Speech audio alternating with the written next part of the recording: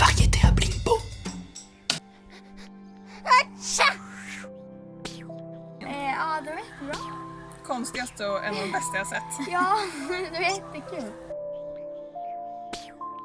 Vad var bästa scenen? Jag tror det var när den här gubben stod, eller när de liksom, de här kroppsdelarna. När de byggde ihop människan eller vad man ska kalla det. Och den föll isär.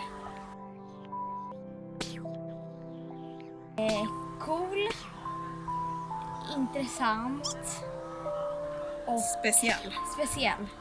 Ljuset och hur det var så abstrakt och ändå så fanns det på något sätt en linje i det. Det var jättehäftigt. Det var, det var smart tänkt. Har vi något vi skulle vilja säga till artisterna, de som gjorde föreställningen? Wow! Ja, jättecoolt. Ingen aning. Sjukt imponerad. Ja.